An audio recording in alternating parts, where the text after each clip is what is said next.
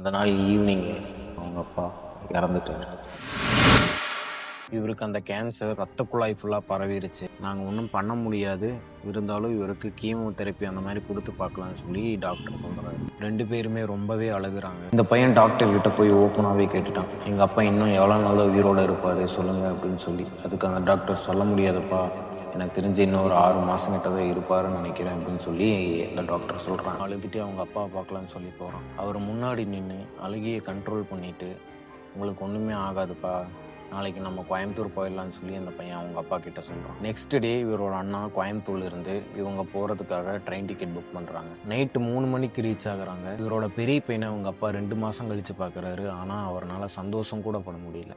Next day இந்த சின்ன பையன் கேரளாவில் ஒரு நாட்டு மருந்து கிடைக்குதுன்னு சொல்லி அதை அப்பாவுக்கு கொடுத்தா சரியாயிருன்னு சொல்லி இவனும் இவன் ஃப்ரெண்டும் பைக் எடுத்துட்டு கேரளாக்கு கிளம்பி போகிறாங்க. அங்கே இருக்கிற டாக்டர் கிட்ட எல்லாம் பேசிட்டு மருந்து வாங்க காசு பே பண்ணுற டைமில் பர்ஸு காணாமல் போச்சு. வர்ற வழியிலேயே பர்ஸ் இங்கே கீழே விழுந்துருக்கு. அந்த பையன் ரொம்பவே மன உளைச்சலுக்கு ஆளாகிறான். திருப்பி பைக் எடுத்துட்டு 25 கிலோமீட்டர் அப்படியே பர்ஸை கீழே தேடிட்டே போயிட்டு வந்திருக்கான். ஆனால் பர்ஸு எங்கேயுமே கிடைக்கல. கடைசியாக அவனோட ஃப்ரெண்டுக்கு கால் பண்ணி இந்த மாதிரி நான் பர்ஸை தொலைச்சிட்டேன், அப்பாவுக்கு மருந்து வாங்கணும், எனக்கு காசு இருந்து அனுப்பிச்சுடுன்னு சொல்லி அந்த பையன் அந்த ஃப்ரெண்டுக்கிட்ட இருந்து காசு வாங்கி அதுக்கப்புறம் மறுபடியும் அந்த இடத்துக்கு போய் மருந்து வாங்கிட்டு கோயம்புத்தூர் போகிறான். நெக்ஸ்ட் டே ஈவினிங் உங்கள் அப்பாவுக்கு மருந்து கொடுக்கலான்னு சொல்லி வெயிட் பண்ணிட்டு இருந்திருக்காங்க. அந்த நாள் ஈவினிங் அவங்க அப்பா இறந்துட்டார்.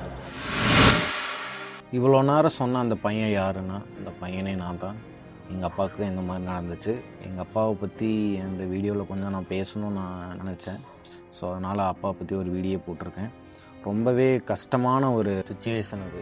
ரொம்பவே விளையாட்டுத்தனமாக இருந்த ஒரு டைம் அது.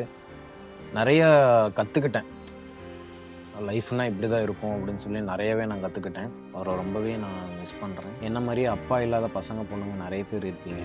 உங்கள் அப்பாவை எவ்வளோ மிஸ் பண்ணுறீங்கன்னு சொல்லி கீழே கமெண்டில் சொல்லுங்கள்.